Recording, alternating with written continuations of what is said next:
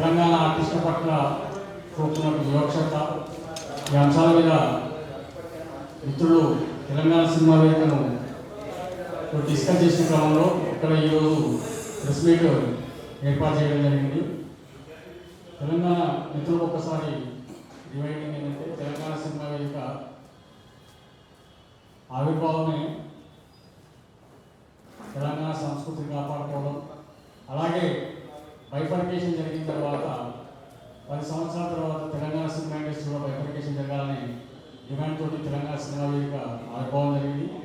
అలాగే గద్దర్ అవార్డ్స్ ఏవైతే ఇచ్చిందో గద్దర్ల పేరు మీద అవి తెలంగాణ వాళ్ళకి ఇవ్వాలని చెప్పేసి మాకు చాలనంత వరకు కొట్లాడినాం, కోర్టులో కేసు వేసినాం.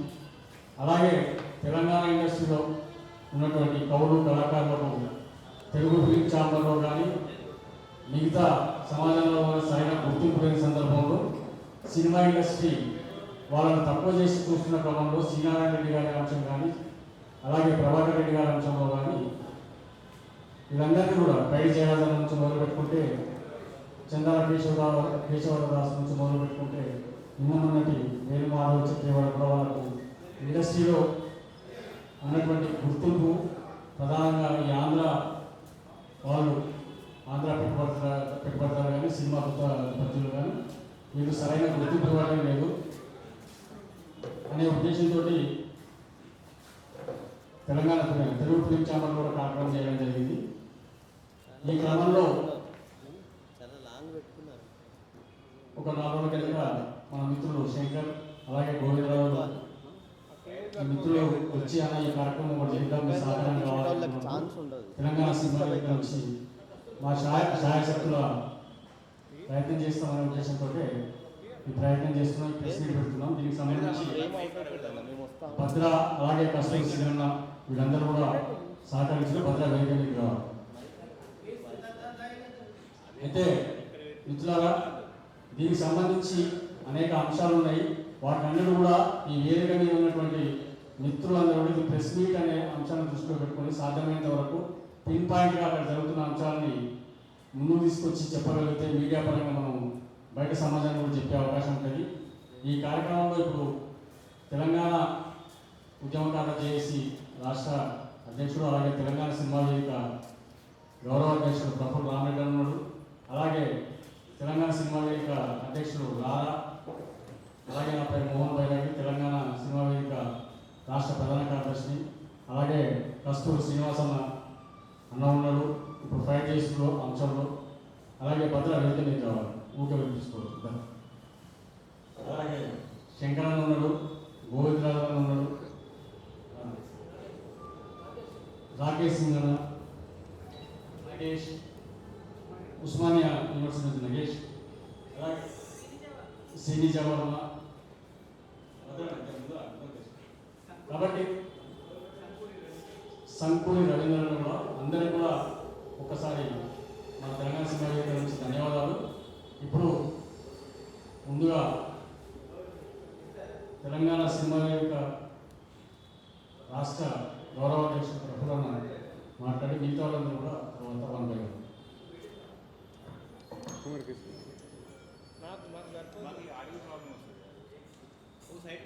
ముందుగా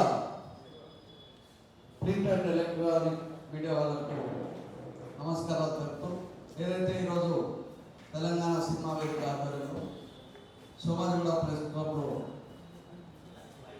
నిర్వహిస్తున్నటువంటి ఈ సమావేశానికి విచ్చేసిన అందరికీ ప్రధానంగా సినిమా సమస్యలు ఏదైతే నడుస్తున్నాయో గతంలో కూడా మేము సినిమా వేదిక ఆధ్వర్యంలో చాలా సమస్యలను కార్మికుల సమస్యలు అదేవిధంగా 24 గంటల సమస్యల మీద కూడా ముందుకు పోవాలనేది నిర్ణయంతో పాటు ఇవాళ ఈ సమస్య కూడా వచ్చింది కాబట్టి అవినీతి మాయం అనేది చాలా ఘోరాతిఘోరంగా అయిపోయింది సినిమా ప్రపంచంలో.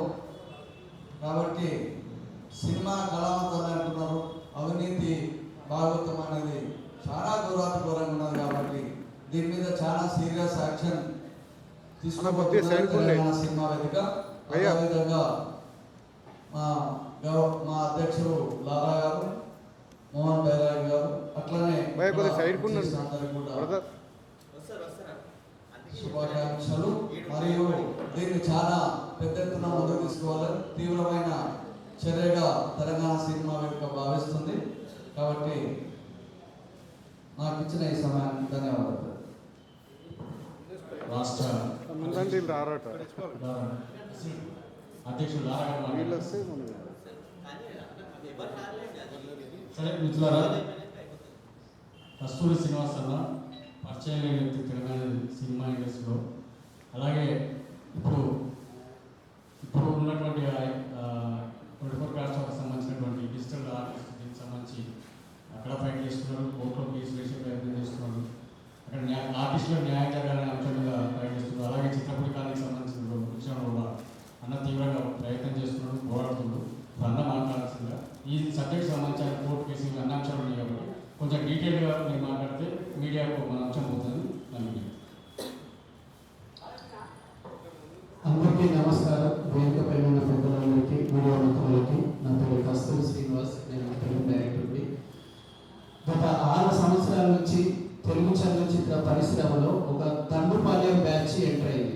ఈ దండుపాలెం బ్యాచ్ ఏం చేస్తుందనంటే శ్రమ దోపిడీ, కార్మికులు ఎవరైతే పేద కార్మికులు ఉన్నారో, కళాకారులు ఉన్నారో వాళ్ళని ఎదగనీయకుండా కులం పేరుతోటి, ప్రాంతం పేరుతోటి, ఇలాగ యూనియన్లతో పాటు చిత్రపురి అవినీతిని అడ్డం పెట్టుకొని కొన్ని 100 కోట్లు సంపాదిస్తూ డ్రగ్స్ మాఫియాని అడ్డం పెట్టుకొని ఎవరన్నా ప్రశ్నిస్తే వీళ్ళ వీరికి గంజాయి బ్యాచ్ని, రౌడీజాలని పంపించడం, ఇలాగా ఈ ఫండమెంటల్ రైట్స్ని మొత్తం సినిమా కార్మికుల నుంచి దూరం చేస్తున్నారు.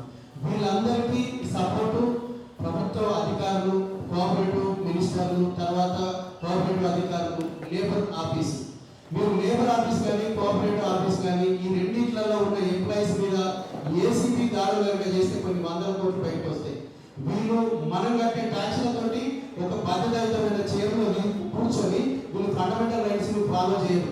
ఒక యూనియన్ ఉంది అని అంటే దాంట్లో ఆడిటింగ్ ఏంటిది, ఎంతమంది సభ్యత్వాలు వస్తున్నాయి, ఎవరెవరికి పని కల్పిస్తున్నారు, ఆ కళాకారుల పరిస్థితి ఏంటిది, వాళ్ళు వచ్చి కంప్లైంట్ ఇస్తే ఒక కంప్లైంట్ వచ్చింది మరి నాకేంటి పరిస్థితి అని అనేసి అంటే మీరు కంప్లైంట్ ఇస్తే వీళ్ళకి ఆహారం అవుతుంది, వీళ్ళు వెళ్ళేసేసి మళ్ళీ మనీ కూడా. దానికి ఉదాహరణ తెలుగు సినీ అండ్ టీవీ డిజిటల్ యూనియన్. నేను జనరల్గా డైరెక్టర్ని 25 సంవత్సరాల నుంచి నేను బాపు గారు అసిస్టెంట్గా లండన్, అమెరికా, ఫారెన్లో కూడా హాలీవుడ్ మూవీస్ కూడా చేశాను. కానీ మనకి మనం తప్ప ఇంకెవరు చేయలేరు దీన్ని, ఏదో ఒకటి మనతో పాటు తోటి కళాకారులకు చేయాలని 6 సంవత్సరాల నుంచి కొట్లాడినందుకు వాళ్ళు ఇచ్చిన గిఫ్ట్ నా మీద ఒక 6 ఫాల్స్ కేసులు పెట్టడం. దానివల్ల నా పర్సనల్ లైఫ్ సరే దట్ ఈస్ డిఫరెంట్. ఎందుకంటే మన తెలంగాణ గడ్డనే పోరాటాల గడ్డ. మనకి ధర్మం న్యాయం అంటే మనకి అవినీతి తప్ప అనేది మనకి మైండ్లోకి రాదు. నిజంగా అలాంటి భావాలని నాకు నిలబెట్టిన దానిలో ఇక్కడ ఉన్న భద్రన్న తనను చూసే నేను నా కోసం కాదు, నలుగురు కోసం, కళాకారుల కోసం కొట్లాడాలని ఉద్యమం బాట పెట్టాము. ఈ తెలుగు సినీ డిజిటల్ ఆర్టిస్ట్ యూనియన్ది 28 నెలల నుంచి జనరల్ పార్టీ పెట్టలే. మేము ఫిర్యాదు చేసినాక వీళ్ళు జనరల్ పార్టీ పెట్టినప్పుడు ఎలక్షన్ ఎజెండా పెడితే ఇక మిగిలిన ఎజెండాలో ఏమి ఉండదు. ఫస్ట్ ఎజెండా వచ్చేసేసి ఈ ఆడిటింగ్కి సంబంధించింది.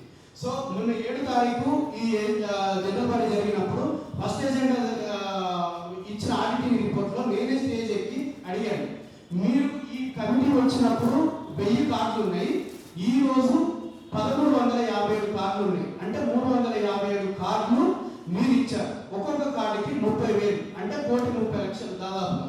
బట్ మీరు దీంట్లో ఆడిటింగ్ రిపోర్టుల్లో 5,10,000 మాత్రమే వచ్చింది. మిగిలిన ఐటీని ఎందుకు ఇక్కడ లెడ్జర్ పెట్టలేదు? రెండోది, రీసెంట్లీ మొత్తం కంప్లీట్ గా ఫిల్మ్ ఇండస్ట్రీకి మొత్తం నోటీసులు ఇచ్చింది 24 క్రాఫ్ట్స్ కి లేబర్ ఆఫీస్ నుంచి.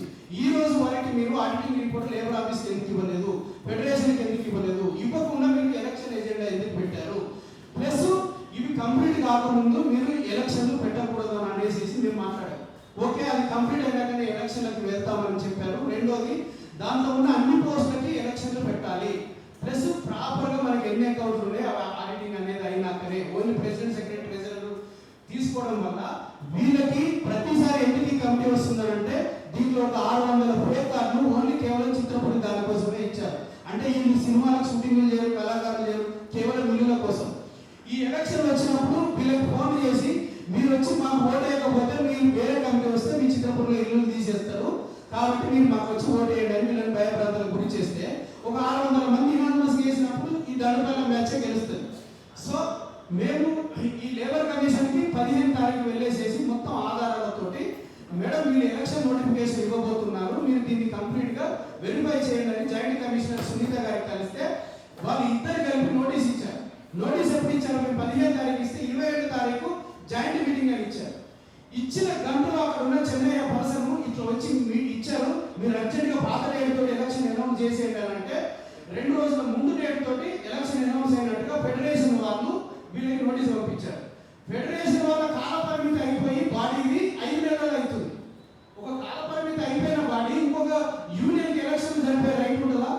జనరల్ బాడీలోనే మేము చెప్పాం ఇది లేబర్ కమిషనర్ ఆధ్వర్యంలో ఫుల్ ఆడిటింగ్ అయిపోయినాక ఎలక్షన్ జరపాలి అని. మేము ఎమర్జెన్సీ అన్నప్పుడు 15 తారీఖు మేము లెటర్ ఇస్తే 7 రోజుల తర్వాత జాయింట్ మీటింగ్ పెట్టారు. అయినా కూడా మేము ఏమన్నా 22 తారీఖు జాయింట్ మీటింగ్ పెట్టిన టైము మధ్యాహ్నం 12:30 పెట్టారు. అదేంటి కమిటీ మేము పొద్దున నామినేషన్ వేస్తాం మేడం, వచ్చేసి 12:30కి వస్తాము, వాళ్ళని వచ్చేసి కూర్చుని పెట్టాను. 12:30కి వచ్చి మేము 3 గంటల వరకు వెయిట్ చేస్తే మీరు రాలేదు. అప్పుడు మాకు సలహా ఇస్తున్నారు ఈ మేడం, మీరు కూడా వెళ్ళేసేసి నామినేషన్ వేయండి, ఎందుకంటే ఎలక్షన్ మేము కండక్ట్ చేయట్లేదు కదా, మళ్ళీ మేము దాన్ని ఆపడం మాకు ప్రాబ్లం అవుతుందంటే మేము అడిగాం. మేడం ఒక ఫండమెంటల్ రైట్స్ ఇక్కడ రిజిస్టర్ బాడీ ఆడిటింగ్ అనేది రాలేదు, ప్రాపర్గా ఓటర్ లిస్ట్ కానీ ఆడిటింగ్ కానీ చేసి ఎలక్షన్కి వెళ్ళండి, ఎవరు గెలిచినా పర్వాలేదు, మేము మాకు చైర్ మీద వ్యామోహం కాదు, అక్కడ జరిగిన అవినీతి మీద మేము ప్రశ్నిస్తున్నాము అని అంటే మీరైతే వెళ్ళి నామినేషన్ వేయండి అని అంటే భద్ర సంకురేందరు మేమందరం వెళ్ళాం. వెళితే మీకు నామినేషన్ ఫామ్ క్లియరెన్స్ ఇవ్వము, రీజన్ ఏంటంటే మీరు వెళ్ళి కంప్లైంట్ ఇచ్చారు. Where is the fundamental rights? మన బయలాలోనే ఉంది, ఎక్కడ అవినీతి జరిగితే అక్కడ మనం కంప్లైంట్ ఇవ్వాలి. కంప్లైంట్ ఇవ్వాలి అనేది ప్రతి ఒక్కరి హక్కు. మేము కంప్లైంట్ ఇచ్చినందుకు మేము పోటీ చేయడానికి అనర్హులం ఉంటాం. ఆ టైంలో ఎలక్షన్ ఆఫీసర్ ఎవరైతే ఇచ్చారో ఆ సేమ్ డే రోజు 28 తారీఖు ఎలక్షన్లు, ఈ ఎలక్షన్ ఆఫీసర్ చిత్రపూర్లో ప్రెసిడెంట్, అక్కడ కూడా సేమ్ డే జనరల్ బాడీ. అంటే ఒక పర్సన్ 2 ప్లేసులలో నడిపించగలరా? ఈ ట్రేడ్ యూనియన్ యాక్ట్ కింద ఉన్న 2 బాడీలని ఎలాగ కండక్ట్ చేయగలరు? అంటే నేనే రాజుని, నేనే మంత్రిని, నాకు నచ్చేసి నేనే నోటీస్ ఇచ్చేసి సరిపోతుంది. అది కూడా ఇక్కడ దృష్టికి తీసుకెళ్ళేసేసి నెక్స్ట్ డే వెళ్ళి మేడం వాళ్ళు మమ్మల్ని నామినేషన్ వేయలేదు, రూమ్లో ఆఫీసులో మందు దాక్కుంటూ ఇది క్లియర్గా వినండి, ఆఫీసులో మందు దాక్కుంటూ మీరు ఎక్కడ చెప్పుకోండి, నేను గాంజాయి వచ్చి వదిలేనంటే మీరు ఎవరు వేరుగా ఉంటుంది అనేసి మా అందరికీ తిట్టేసేసి పంపిస్తే మేము ఆ రోజు ఎలక్షన్ ఆఫీసర్కి ఒక 10 సార్లు కాల్ చేసాం, వాళ్ళు కూడా లిఫ్ట్ చేయలేదు. సేమ్ జరిగిందంతా వీడియో రికార్డింగ్స్ తోటి మేడం పెట్టి నెక్స్ట్ డే మళ్ళీ 11 o'clock వెళ్ళాం. 11 o'clock వెళ్తే 4 o'clock వరకు వాళ్ళు వస్తారంట, వెయిట్ చేయండి అని జాయింట్ కమిషనర్ అన్నది. 4 వరకు అక్కడ లేబర్ కమిషనర్ ఆఫీస్లోనే ఉన్నాం. 4 o'clock నేను చెన్నయ్యే వాళ్ళకి ఫోన్ చేస్తున్నాడు, మీరు రాకపోతే ఇలా 1 సైడ్ ఇవ్వాల్సి ఉంటుంది, మీరు ఇప్పుడు వస్తారంటే మేము వెయిట్ చేస్తామని. అప్పుడు ఇంకా మాకు చాలా కోపం వచ్చేసేసి ఆ చెన్నై మీద, నువ్వు ఒక ఆఫీసర్ ఇక్కడ వేరేగా పనిచేస్తున్నావా, బ్రోకర్గా పనిచేస్తున్నావా, లేబర్ ఆఫీస్ ఫండమెంటల్ రైట్స్ కోసం ఉందా, ఎవరొకరు డబ్బులు ఇస్తా ఉంటే వాళ్ళ కోసం పనిచేస్తుందని మేము ఫుల్ గొడవ చేసాం. గొడవ చేస్తే అప్పటికప్పుడు ఆ మేడం ఒక లెటర్ ఏమని రాసించారంటే మీరు రూల్స్ పాటించలేదు, రూల్స్ పాటించి ఎలక్షన్కి వెళ్ళాలని, ఎలక్షన్ స్టాప్ చేయలేదు. మేము మళ్ళీ అడిగాము, మేడం ఇప్పుడు ఏ చిన్న కేసు పట్టుకొని కోర్టుకు వెళ్ళాలన్నా మినిమం 30-40 వేలు అనేది కావాలి, సో అందులో హాలిడేస్ వస్తున్నాయి, 28 తారీఖు ఎలక్షన్స్ ఉన్నాయి, సో ఇలాంటి ప్రొసీజర్ ద్వారా మీరు స్టాప్లో ఎలక్షన్స్ 5 నెలల నుంచి కాలపరిమితి అయిపోయినాక కూడా ఉంటున్నారు, 15 రోజులు అయితే పోయేదేముంది, 1,30 లక్షలు మళ్ళీ వాళ్ళు ఇనామస్గా అయిపోతే మళ్ళీ ఇదే ప్రాబ్లం రీచ్ అవుతుంది. ఇలాగ చాలా మంది సభ్యులని మనీని మిస్యూజ్ చేస్తున్నారు అని అంటే ఆవిడ సింపుల్గా రాసేసి మీరు కోర్టుకు వెళ్ళండి అని అన్నది. అంటే మేము కోర్టుకు వెళ్తే అసలు లేబర్ ఆఫీసర్ ఎందుకు? ఇంకా దీని అంతటికీ కారణము కేవలం 100 కోట్లు ఒక బంగారు బాతు చిత్రపురి కారణం. ఏ గవర్నమెంట్ ఉన్నా కూడా చిత్రపురి మేనిఫెస్టో 34 కాంగ్రెస్ మేనిఫెస్టో చిత్రపురి అవినీతి ప్రక్షాళన. ప్రతిపక్షంలో ఉన్నప్పుడు భట్టి గారు అసెంబ్లీలో కూడా మాట్లాడారు, ఇది చాలా సీరియస్గా ఉంది. మరి ప్రభుత్వం వచ్చినాక 3 సార్లు రేవంత్ రెడ్డి గారిని కలిసాం. గతంలో అంటే కేసీఆర్ గారు కలవలేదు, మేము ఎన్నిసార్లు అపాయింట్మెంట్ అడిగినా ఇవ్వలేదు. మరి అపాయింట్మెంట్ ఇచ్చినా కూడా విజిలెన్స్ ఎంక్వైరీ, దీంట్లో ఈడీ ఎంక్వైరీ, పెద్ద కొన్ని 100 కోట్లు అంటే ఒక 50 రూపాయలు టికెట్ ఇవ్వట్లేదంటే బస్ కండక్టర్ని సస్పెండ్ చేస్తున్నారు. ఈ రోజు 100 కోట్ల దోపిడీ జరిగితే ఈ తెలంగాణ ప్రభుత్వం ఏం చేస్తుంది? మీ మేనిఫెస్టో 34 ఎందుకు ఇంప్లిమెంట్ చేయట్లేదు? ఎంక్వైరీలో 300 కోట్లు డైరెక్ట్ అకౌంట్స్ ట్రాన్స్ఫర్ అయినాయని కోఆపరేటివ్ యాక్ట్ 1964 సెక్షన్ 51 ప్రకారంగా cooperative commissioner Raghunandan Rao report ఇచ్చారు. ఈ రిపోర్ట్ని గవర్నమెంట్ ఇంప్లిమెంట్ చేయట్లేదు. రిపోర్ట్ని ఇంప్లిమెంట్ చేయట్లేదని మేము కోర్టుకు వెళ్తే కోర్టు కూడా మరి గవర్నమెంట్ ఆఫీసర్లకు ఇచ్చింది. ఇప్పటి వరకు దాదాపు 22 క్రిమినల్ కేసులు ఉన్నాయి. ఎకనామిక్ కపిల్ సింగ్ సైబరాబాద్ కమిషనర్ రేట్లో 60 రోజులు జైలుకి వచ్చిన కమిటీ ఉన్నారు. సో అప్పటికి కూడా ఇంకా కూడా దీన్ని ఇలాగే కార్యాపన చేస్తున్నారు అని అంటే ఒక్కొక్కసారి ఈ కోఆపరేటివ్ కమిషనర్లు ఇలాగా దీన్ని కాపాడుకుంటూ వస్తున్నారో చూడండి. కరెక్ట్గా ఈ 15 తారీఖు మాకు మెంబర్షిప్ చిత్రపూర్లో కోర్టుకు వెళ్తున్నారని అక్కడ కూడా తీసేస్తే మేము ఇప్పుడున్న కోఆపరేటివ్ కమిషనర్ సురేంద్ర మోహన్, ఆయన RTI commissioner plus cooperative commissioner, ఆయనకు మేము రిపోర్ట్ ఇస్తే ఓకే అండి నేను చూస్తానని వాళ్ళ అసిస్టెంట్ని పంపించేసి లాంగ్ లీవ్ పెట్టి నిన్న సాయంత్రం ఆస్ట్రేలియా వెళ్ళిపోయారు. ఒక పర్సన్ అనేది ఆస్ట్రేలియా వెళ్ళిపోయిన కింది పర్సన్ వెళ్ళి అడిగితే సార్ ఆస్ట్రేలియా వెళ్ళారు, దీన్ని చూస్తామండి అదండి ఇదండి అని అంటే ఒక చైర్ అనేది నిజంగా ఏ రేంజ్ లో ఆడుకుంటున్నారనే చూడండి. తెలంగాణలో ఉన్న దాదాపు చాలా పర్సెంట్ గవర్నమెంట్ ఆఫీసర్లు వాళ్ళకి జీతాలు అనేది వృధా. దానికి example labour department and cooperative commissioner department, ఈ రెండింటి మీద ఏసీబీ సిబిఐ ఎంక్వైరీ చేయాలి, ఈడీ ఎంక్వైరీ చేయాలి.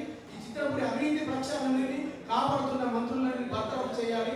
ఈ తెలంగాణ సినిమా వేదిక ద్వారా ఈ పెద్దలందరూ నిజంగా ఈ సినీ డిజిటల్ యూనియన్ కి సపోర్ట్ చేసినందుకు చాలా థ్యాంక్స్.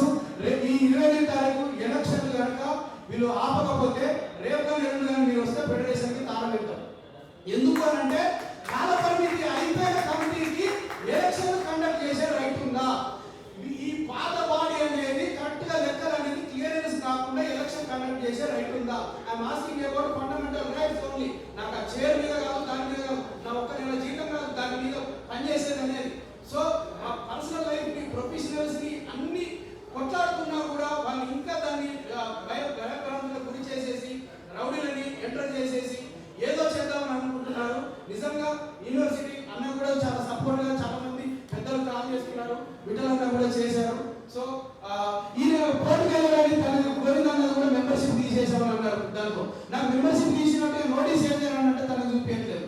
సో ఎవరు అడిగితే వాళ్ళని దాంట్లో ఓటర్ లిస్ట్ ఇచ్చారు నాకు, ఆ ఓటర్ లిస్ట్ నంబర్ లేదు, వాళ్ళు ఎవరు అంటే వాళ్ళకి ఓటర్ ఉన్నట్టుగా కూడా తెలియదు.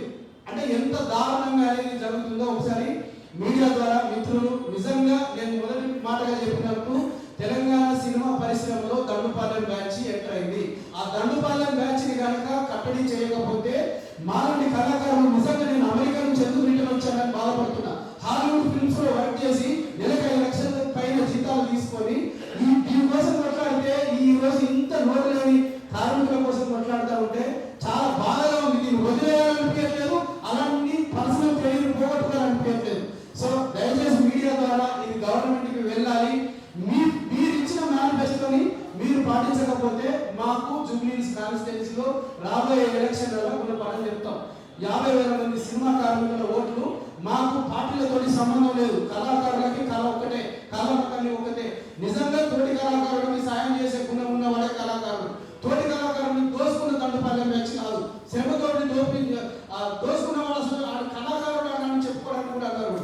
సత్యమేవ చేస్తే టైం ఇప్పుడే మన దండజమ వచ్చాడు, జనరల్ సెక్రటరీగా పోటీ చేస్తున్నాడు. టైం ప్లీజ్ వెళ్తాం. Thank you. ఈ అవకాశం ఇచ్చిన ప్రజలకి నాకు సపోర్ట్గా నిలబడ్డ అందరికీ ధన్యవాదాలు. Thank you. Thank you Srinivas అన్న, థ్యాంక్ యూ వెరీ మచ్. ఇప్పుడు తెలంగాణ సినిమా వేదిక ప్రధాన కార్యదర్శి బాగా మాట్లాడాలి. దాని తర్వాత సభను కూడా ఆయన నడిపిస్తారు.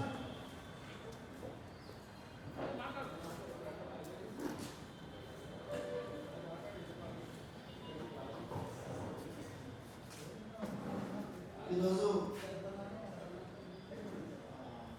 తెలుగు సినీ డిజిటల్ యూనియన్ ఎన్నికలు జరుగుతూ ఉన్నాయి. ఈ ఎన్నికలు పారదర్శకంగా జరగలేదు. ఇంతకుముందే కస్తూరి సినిమా చెప్పినట్టుగా దండుపాలెం బ్యాచ్ వచ్చింది. అది రకరకాలుగా ఇబ్బందులు పెడుతున్న పరిస్థితి. అయితే వాళ్ళ వేదిక మీద చాలా మంది పెద్దలు వాళ్ళందరికీ కూడా తెలంగాణ సినిమా వేదిక తరపున అభినందనలు. తెలంగాణ రాష్ట్రంలో తెలంగాణ సినిమా రంగంలో ఒక తీవ్రమైన అన్యాయం జరుగుతున్న సమయంలో కూడా కళ్ళుండి కబోదిలాగా వ్యవహరిస్తున్న కొంతమంది పెద్ద మనుషులు తెలంగాణ ప్రభుత్వం. ఇవాళ కేడి రాజు కావచ్చు, వెల్లంకి సీను కావచ్చు, నరసింహారెడ్డి కావచ్చు, వీళ్ళు తెలుగు డిజిటల్ యూనియన్ ఆర్టిస్ట్ యూనియన్లో ఉంటూ లక్షల రూపాయలని, కోట్ల రూపాయలని అవినీతికి పాల్పడదు. ఇవాళ తెలంగాణ ప్రాంతంలో తెలంగాణ ఆర్టిస్టుల మీద ఆజమాయిషి చేస్తున్నారు, పెత్తనాలు చేస్తున్నారు. వాళ్ళ పెత్తనాన్ని, వాళ్ళ ఆజమాయిషిని ప్రశ్నిస్తున్న వాళ్ళ మీద దాడులకు తెగబడే విధంగా, దౌర్జన్యాలు చేసే విధంగా, సభ్యత్వాలు తీసుకునే విధంగా, తీసేసే విధంగా ప్రయత్నాలు చేస్తా ఉన్నారు. అసలు ఎవరా మీరు ఇక్కడ ఈ తెలంగాణ గడ్డ మీద, తెలంగాణ ఆర్టిస్టుల మీద పెత్తనాలు చేయడానికి మీరు ఎవరు? ఒకడో కర్ణాటకుడు, మీరు ఒకరో ఆంధ్రోడు. ఈ తెలంగాణ రాష్ట్రంలో కూడా కర్ణాటక పెత్తనం, ఆంధ్రోడు పెత్తనం ఇంకా కొనసాగాల.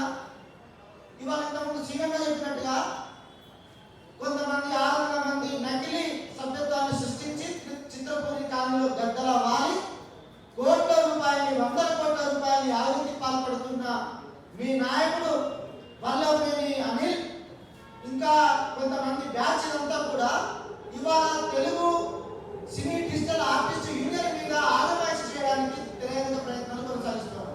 అందుకనే తెలంగాణ సినిమా వేదిక స్పష్టంగా చెప్పదలిసింది ఒకటే, ఆంధ్ర తెలంగాణ సినిమా విభజన జరగాలని చెప్తున్నాం. 24 క్రాఫ్ట్స్ లో ఆంధ్ర తెలంగాణ సినిమా విభజన జరగాలి. ఇక్కడ తెలంగాణ గడ్డ మీద, తెలంగాణ ప్రాంతంలో పుట్టిన ఆర్టిస్టులకి ఇంత అన్యాయం జరుగుతున్నా కూడా కోమటిరెడ్డి వెంకటరెడ్డి కావచ్చు కానీ, లేదా రేవంత్ రెడ్డి గారు కూడా దీని గురించి ఆలోచించే పరిస్థితి లేదంటే ఒకసారి ఆలోచించాలని కోరుతా ఉన్నాం మేము. అందుకనే 12 సంవత్సరాలు అయింది.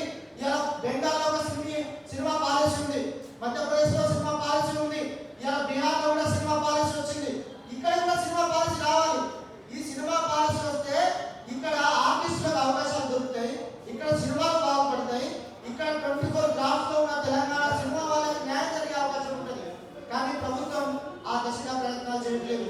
ఇలా కేడి రాజు, వెల్లంకి శ్రీనివాస్ అని పేరు ఇంకోటి, నరసింహారెడ్డితో పాటు వల్లభనేని అనిల్, ఇంకా చాలా మంది, అంబిరాజు లాంటి వాళ్ళు ఇవాళ తెలంగాణ ఆర్టిస్టుల మీద, చిత్రపూరి కాలనీ మీద, తెలంగాణ యూనియన్ మీద, లేదా ఆంధ్ర తెలంగాణ ఆర్టిస్టులు అందరూ కూడా కలిసి ఉన్నారు. ఆ యూనియన్ల మీద ఆజమాయిషి కోసం ప్రయత్నాలు చేస్తున్నారు, పెత్తనాల కోసం ప్రయత్నాలు చేస్తున్నారు. ఈ పెత్తనాలు, ఈ ఆజమాయిషి ఇక సాగదు అని తెలంగాణ సినిమా వేదిక అయితే స్పష్టంగా చెప్పదలుచున్నాం.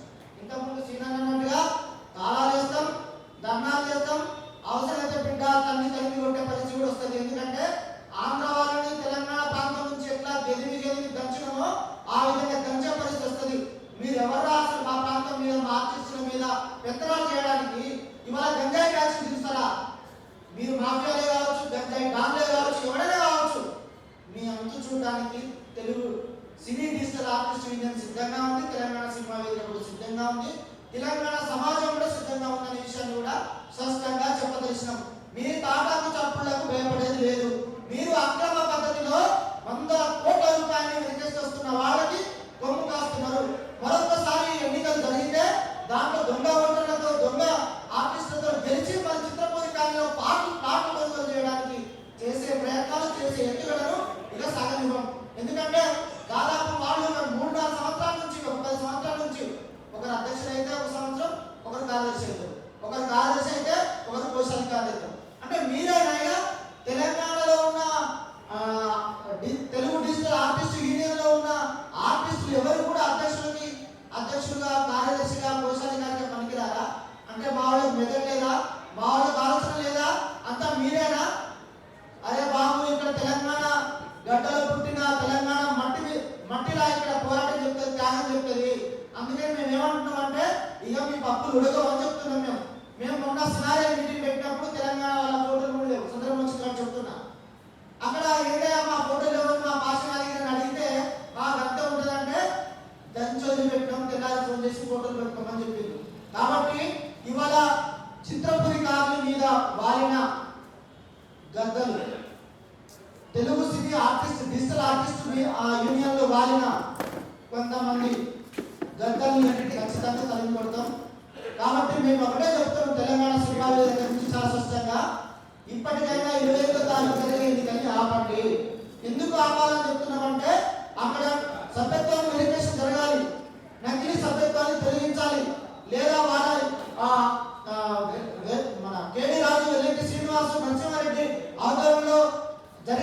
సంఘంలో జరిగిన అవకతవకల మీద, డబ్బుల మీద ఆడిటింగ్ జరగాలి, ఆ లెక్కలు తేలాలి, దానికి వాళ్ళు బాధ్యత వహించాలి. ఇంతకుముందు మనోడు చెప్పినట్టుగా వాళ్ళకి అసలు అర్హత లేదు, కానీ వాళ్ళు కొద్దిమంది అర్థబలంతో, అంగబలంతో, రాజకీయ పలుకుబడితో మేము ఏదైనా చేయగలుగుతామనే ధీమాతో వాళ్ళు వ్యవహరిస్తున్నారు. ఖచ్చితంగా దాన్ని అడ్డుకోవాల్సిన అవసరం ఉంది. ఇలా Telangana Telugu cinema digital artist union ఒంటరిది కాదు, దాని వెనుక తెలంగాణ సినిమా వేదిక ఉంటుంది. తెలంగాణ సినిమా సంబంధించిన మేధావులు, కవులు, కళాకారులు అందరూ ఉంటారు. అందరినీ సంఘటితం చేస్తాం అనే విషయాన్ని స్పష్టంగా చెబుతూ, ఇప్పుడు మన విజయ శంకరన్న తర్వాత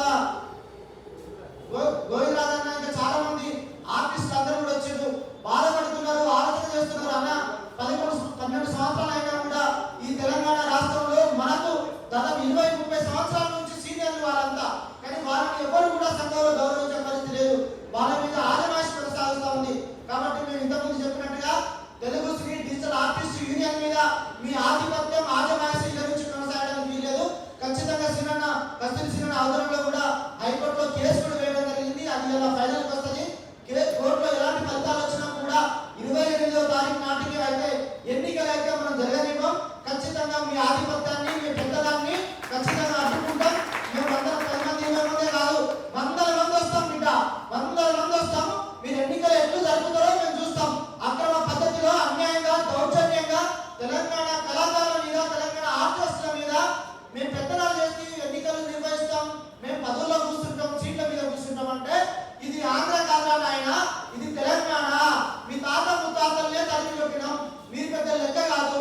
కాబట్టి ఇక్కడి నుంచి తరిమి కొట్టేదాకా చూసుకోకండి అని చెప్తున్నాం. ఇక నుంచి పరిస్థితి వేరు, ఇప్పటి నుంచి పరిస్థితి వేరు అని అవకాశం ఇచ్చిన పెద్దలకి అభినందన తెలియజేస్తూ ముగిస్తాం. బాగారు వేదిక అలాగే నేషన్ గారు దిక్కునా కూడా వేదిక మీద రావాలి, చేరు కూడా తెచ్చుకోవాలి. అలాగే తెలుగు సినీ డిజిటల్ ఆర్టిస్ట్ యూనియన్లో సీనియర్ ఆర్టిస్టు, తర్వాత అనేక సంవత్సరాలుగా ఆ సంఘంలో ఉంటూ, ఆ సంఘంలో ఉన్న సమస్యల పరిష్కారం కోసం నిలబడుతూ, కొట్లాడుతూ, దాన్ని అంటే ఆ సంఘంలో వచ్చిన సమస్యలు ఎట్లా పరిష్కారం చేసుకోవాలి, ఏం చేయాలని మదనపడుతూ, అనేక సార్లు వాళ్ళతో ప్రత్యక్షంగా పరోక్షంగా ఢీకొంటూ, వాళ్ళతో అనేక అంశాల మీద విభజిస్తూ ఆ తెలంగాణ ఆ తెలుగు డిజిటల్ యూనియన్లో ఉన్న సభ్యుల హక్కుల్ని కాపాడడంలో క్రియాశీలకంగా ఉన్న ఉజ్జయిని శంకరన్నని మాట్లాడాల్సిందిగా కోరుతాను. అందరికీ నమస్కారం. నాకు ఈ అవకాశం వచ్చిన పెద్దలు రామరెడ్డి అన్న గారికి, లాలన్న గారికి, మరియు మోహన్ గారికి, మోహన్ బైరాగి గారికి ప్రత్యేక ధన్యవాదాలు తెలుపుతున్నాను. ఎందుకంటే నేను 90 నుంచి సినిమా ఇండస్ట్రీలో ఉన్నాను. నేను 90 నుంచి సినిమా ఇండస్ట్రీలో ఉన్నాను. అప్పుడు నేను 1500 రూపాయల కార్డు తీసుకున్నాను. సుమారు నేను 150 సినిమాలు చేస్తున్నాను. అయితే ఈ మాకు 24 యూనియన్ల ప్రతి యూనియన్ కి సొంత బిల్డింగ్ ఉంది. ప్రతి యూనియన్ కి 4 కోట్లు 5 కోట్లు బ్యాంక్ బ్యాలెన్స్ ఉంది. మా యూనియన్ కి బ్యాంక్ బ్యాలెన్స్ 6 లక్షలు 7 లక్షలు 8 లక్షలు ఇంతనే ఉంటుంది. నేను 91కి బాగా చూసుకొని అన్ని యూనియన్ డెవలప్ అవుతున్నాయి. సొంత బిల్డింగ్ ఉంటే మాకైతే యూనియన్ ఉండదు. మా యూనియన్ ఎప్పుడు ఏమైతుందంటే కోర్టుల కేసు, ఎలక్షన్ రాగానే కోర్టుల కేసు, కోర్టుల కేసు వేసాక 3 నెలలకు మళ్ళా ఎలక్షన్లు జరుగుతాయి. ఈ ఎలక్షన్లు జరిగితే గమనించవలసిన విషయం ఏంటంటే వెల్లంకి శ్రీనివాసనే గెలుస్తాడు ఎలక్షన్లో. ఆయన ఎవరిని సెక్రటరీగా నిలబెడతాడు, ఎవరిని క్యాషర్గా నిలబెడతారు, వాళ్ళే గెలుస్తారు, ఎవరు గెలవరు. ఇది ఏంటి ఇలా బ్రహ్మరహస్యం ఏం చేయాలంటే మేము 940 మంది సభ్యులు. ఈ 940 మంది సభ్యులు మేము వాట్సాప్ వచ్చిన తర్వాత మేము అందరినీ సంప్రదించి గల్లీకి తిరిగి అందరి పేర్లు తీసి మేము సేకరిస్తే 380 మందే ఉన్నారు మా సభ్యులు. మిగతా అంటే ఎవరు అని అంటే అది ఎవరైనా కానీ ఎలక్షన్ టైం వచ్చి కరెక్ట్ చేస్తారు. అయితే దీని మీద మేము ఇష్యూ చేసి గతంలో నర్సింగ్గానే ఉన్నప్పుడు ఇట్లా అవుతుందని చెప్పి రెన్యువల్ సిస్టమ్ పెట్టాలి. ప్రతి సభ్యులు వచ్చి తమ సభ్యులు మళ్ళీ ఒకసారి రెన్యువల్ చేసుకొని వాళ్ళు సంవత్సరం 2 సంవత్సరాల కాలం నుంచి ఎన్ని సినిమాలు చేసిండ్రు, ఏ సినిమా చేసి కానీ వాళ్ళ బ్యాలెట్ మళ్ళీ ఒకసారి ఫుల్ఫిల్ చేసి ఫిల్టరింగ్ చేయాలని చెప్పినాం.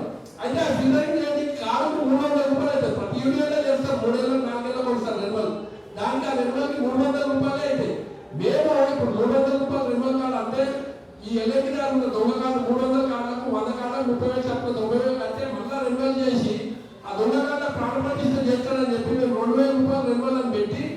280 మంది రెన్యువల్ కట్టాం మేము ఉన్నమే 380 మందిని అలా 280 మందిని రెన్యువల్ కట్టాం.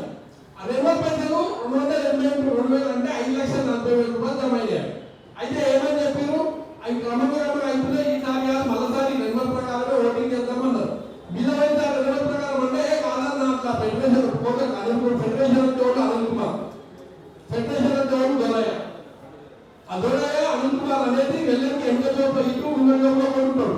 వాళ్ళకు ఒకటి విద్యాదానం లేదు. అనిల్ కుమార్ ఎంత సపోర్ట్ అంటే వాళ్ళ దౌర్జన్యానికి ఇది కాదు. ఇప్పుడు నేనేమని ఇప్పుడు 2,000 మీరు పాటిస్తలేదు, 2,000 పాటించినప్పుడు 2,000 తీసుకున్న 2,000 రూపాయలు సభ్యులకు ఎంకేకించారు కదా, సభ్యులకు ఎంకేకించారు. అదే నువ్వు కేటీ రాజాలో అన్నట్టుకోడు, నువ్వు మా మీద మాట్లాడి నీకు 2 తీసుకో పిలుపు, నీకు చెప్పాలా లెక్కలు తోడువా నీ నాయకుడు ఇప్పుడు కుల నాయకుడు ఇప్పుడు నా కులాన్ని చూసించాడు, నా కుల నాయకుడు తీసుకురామని చెప్తాడు. నా కుల నాయకుడు పేరు ప్రస్తావించాలి వేరే విధంగా అయితే పోయి ఆయన తీసుకురామంటే ఏమన్నట్టు నా కుల నాయకుడు పేరు తీసుకోండి మనకు అర్థం అనుకుంటుంది. ఇప్పుడు 940 కార్డులు మావి ఇలా ఒక 100 మంది చచ్చిపోయవచ్చు. అయితే 800 ఇలా 500 940 400 మంది అంటే 400 మందిలో 100 మంది చచ్చిపోయవచ్చు.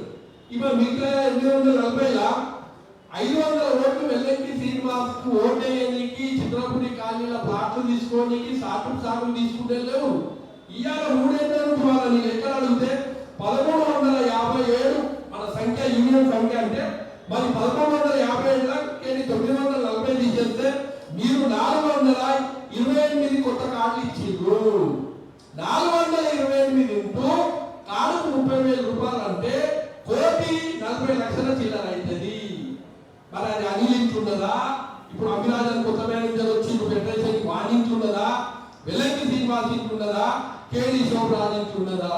కాదు, కార్డు సభ్యులు మొత్తం 30,000 కట్టలేదు, సగం కట్టారు. సగం పెట్టినా కానీ కార్డు 15,000 వేసుకుంటే 72 లక్షల చిల్లర అవుతున్నది. మన 72 లక్షల చిల్లర బ్యాంక్ బ్యాలెన్స్ చూపించాలి కదా. ఇవన్నీ కాదు, ఇవన్నీ జనరల్ బాడీ మాట్లాడతాం. జనరల్ బాడీ అనేది ఏర్పాటు చేస్తాం, అప్పుడు మాట్లాడతాం. ఎప్పుడెప్పుడు జనరల్ బాడీ అని ఆ సాగుకు రైతం దినాలకు రైతం పెడితే పిల్లలు చూస్తాను కూడా జనరల్ బాడీ జనరల్ బాడీ అయిపోయింది. సభ్యులు అడిగి జనరల్ బాడీకి సుమారు 60-70 మంది వస్తారు. మినిట్స్ బుక్ ఉంటుంది. జనరల్ బాడీ అంటే సుమారు 150 నుంచి 200 నుంచి 250 మంది సభ్యులు మినిట్ బుక్ లో సంతకాలు చేసి నేను జనరల్ బాడీకి వచ్చిన జనరల్ బాడీలో జరిగిన ప్రతిపాదనలు నేను సమర్థిస్తున్నాను సంతకాలు చేయాలి. అయితే వాళ్ళ సభకు జనరల్ బాడీ మీటింగ్ వచ్చిన 60-70 మంది ఇలా మినిట్ బుక్ ఉంటారు ఎల్ఐకి సంఖ్య.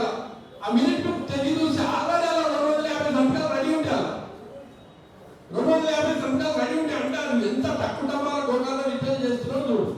వెళ్ళండి ఎంత దూషించి మీలో ఉంచినా ఇట్లా దూసుకునే తక్కువ మంది. ఈ మధ్యలో 7 ఏళ్ళకే కేటీ శోభరాజ్ అంటే ఒకరు తెచ్చి వాళ్ళు సభ్యులకి దౌర్జన్యం చేస్తున్నారు. ఇక నరసింహారెడ్డి అని క్యాషర్ ఒక సభ్యుడు ఒక సినిమా షూటింగ్ 10 మందిని పంపిస్తే ఆ 10 మంది తరపుకేది మంచికి 50 రూపాయల దాకా ఫండ్ కట్టాలంటే 10 మందికి 50 రూపాయలు కట్టాలి. అయితే నరసింహారెడ్డి చూస్తే ఈ 3 ఏళ్ల కాలంకే 2 ఏళ్ల కాలంకే నేను క్యాషర్ లాగా ఉన్నాడు. ఆయన ఏమేమి సినిమాలు చేసిందంటే కలికి సంక్రాంతికి వస్తున్నాము, బంగారాజు సల్లారు, KGF 2 శనివారం సరిపోదా, గుంటూరు కాలం, ఇన్ని సినిమాలు చేసింది. మరి ఒక్కొక్క సినిమాకి రోజు 50 మంది లాగా 100 రోజులు చేసి ఒక్కొక్క సినిమా అంటే సుమారు 10 లక్షల రూపాయల దాకా ఫండ్ కట్టాలి. అదే వేరే కట్టకపోతే ముఖ్యమంత్రి వసూలు చేస్తారు. ఇంతకుముందు 3 ఏళ్ళ కింద కంపెనీలు ఉన్న పవన్ గణేష్ శత్రులు ఎవరో షూటింగ్ చేస్తారు. అందరికీ మేము ఫండ్ సుమారు 12 లక్షల రూపాయలు వసూలు చేసి ఇప్పుడు కొత్తగా ఏమైందంటే మాకు రుద్రమదేవి మొగల్దిన సినిమా టైంలో అప్పుడు మద్దతు తీసారు మన క్యాషర్ ఉండే. ఆయన బాగా తిరిగి షూటింగ్ జరుగుతున్న టైంలో ఫండ్ వసూలు చేస్తాం. ఏ సభ్యుడు షూటింగ్ చేస్తున్నాం 50 తప్పున వసూలు చేస్తాయి. 10,58,000 రూపాయలు జమ అయినాయి. అవిటిని మేము ఫిక్స్ డిపాజిట్ పెట్టాం పైసలు. ఎప్పుడు అది సుమారు మేము 2018లో ఫిక్స్ డిపాజిట్ పెట్టాం ఆ పైసలు. అవి 2021 వెలంకి శ్రీనివాసు మళ్ళా ప్రెసిడెంట్ అయి ఆ ఫిక్స్ డిపాజిట్ ఇరగొట్టిందా ఏం చేసిందా తెలియదు. మేము 2 ఏళ్ల కింద నేను ఆ కమిటీలో ఉన్న ఎగ్జిక్యూటివ్ మెంబర్ లాగా ఆర్గనైజర్ సెక్రటరీ లాగా ఉన్నప్పుడు కలెక్షన్ ఫండ్లకి రెన్యువల్ కార్డులు అంతా కలిపేసి సుమారు 42,80,000 రూపాయలు వస్తాయి. ఇలా బ్యాంక్ బ్యాలెన్స్ ఎంత ఉంది అని అంటే 42,80,000 రూపాయల బ్యాలెన్స్ ఎంత ఉందంటే 12 లక్షల రూపాయలు ఉన్నాయి. అంటే 30 లక్షల రూపాయలు 80,000 బ్యాంక్ చేసేసి ఆడికేది అడిగినందుకు నన్ను గ్రూప్లకి తీసేసి నాకు ఎలక్షన్ డేట్ చెప్పలేదు. అలా ఇష్టానుసారంగా చేసుకుంటూ వెళ్ళిపోయారు.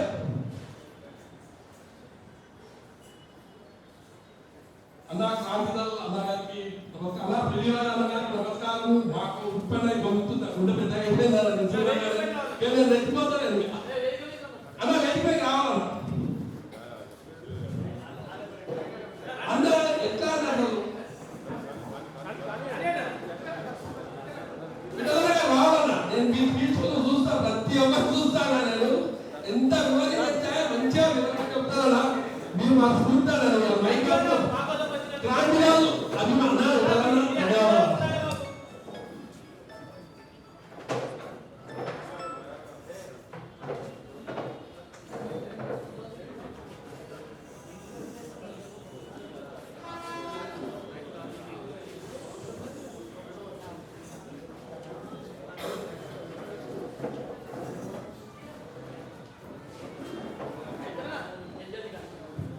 అయితే ఇప్పుడు ఆ అకౌంట్లో నేను సుగంధాన్ని కొనడానికి వచ్చిన 10,56,000 అవి మేము 100 సార్లు బ్యాంకు పోయినాము, 100 సార్లు బ్యాంక్ పైన చెప్పినాము. ఆ పైసలు ఎవరికి వేసి వచ్చినా పైసలు పుట్టేది లేదు, అది తప్పుడే లేదని చెప్పినాము. అయితే ఈ 42,80,000 రూపాయలు అలా 12,00,000 రూపాయలే ఉన్నాయి. ఒక 2 ఏళ్ళ కింద 12 లక్షల రూపాయలు ఉన్నాయంటే 32,80,000 రూపాయలు తినేసి ఆ విషయం నేను అందరికీ వాట్సాప్ అలా చెప్తుందని చెప్పి వాట్సాప్